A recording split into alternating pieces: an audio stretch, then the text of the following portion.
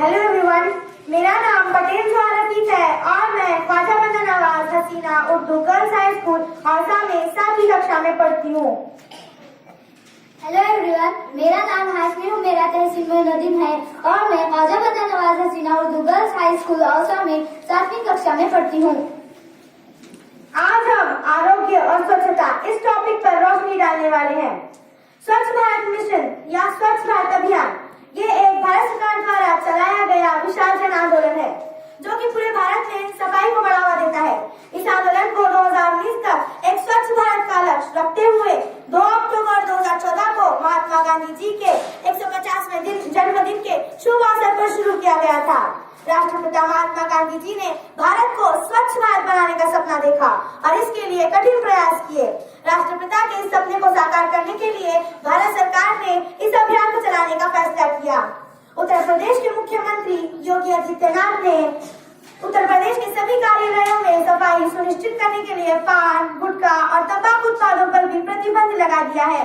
Mission का उद्देश्य शहरी और ग्रामीण क्षेत्रों को कवर करना है ताकि दुनिया के सामने हम एक आदर्श देश का उदाहरण प्रस्तुत कर सके। मिशन के उद्देश्यों में से कुछ उद्देश्य हैं: खुले में शौच समाप्त करना, अस्वास्थ्यकर शौचालयों को फ्लश शौचालयों में परिवर्तित करना, हाथ से मल की सफाई को रोकना, ठोस और तरल कचरे का पुनर्उपयोग, लोगों को सफाई के प्रति जागरूक करना, अच्छी आदतों के लिए प्रेरित करना और शहरी और ग्रामीण क्षेत्रों में सफाई व्यवस्था अनुकूल बनाना।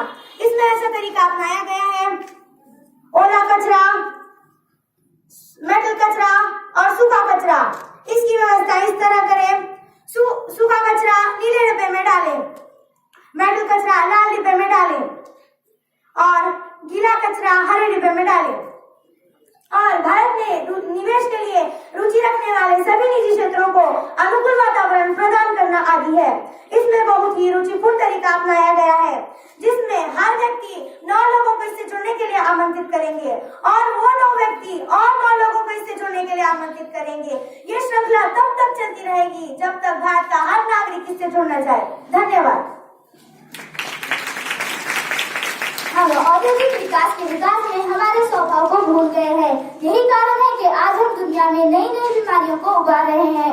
औद्योगिक प्रणाली तेजी से खतरा प्रणाली में तब्दील होता जा रहा है। आप प्रदूषण के दुष्परिणाम के बारे में सोचते होंगे तो वो बहुत गंभीर है। गैसों का पर्यावरण में अपशिष्ट पिघलने से सूर्य से अधिक दुष्प्रभावी किरणों में परिणाम के माध्यम पारित करने के लिए होगा। इससे पृथ्वी गर्म हो रही है और हम सब हीट स्ट्रोक या यूवी कैंसर से मर जाएंगे या फिर हम सब बर्फ की टोपियां पिघलने से देश में बाढ़ के कारण मर जाएंगे।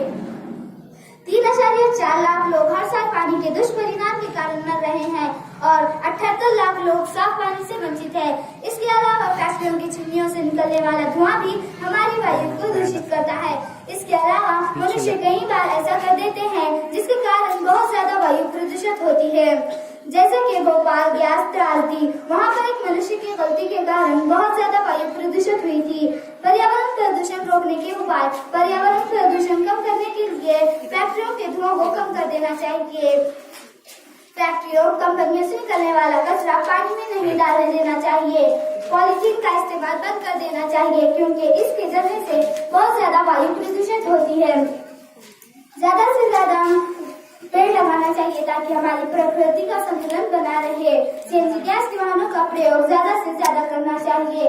खेतों में पराली या दूसरी चीजें नहीं जलाना चाहिए क्योंकि इसके जलने से बहुत ज्यादा वायु प्रदूषित होती है। इसीलिए हम कहते हैं कि जीवन हमारे बताए गए तरीके से करें तो देश तो स्वच्छ होगा ही, साथ में हमारा स्वास्थ्य भी अच्छा रहेगा। धन्यवाद।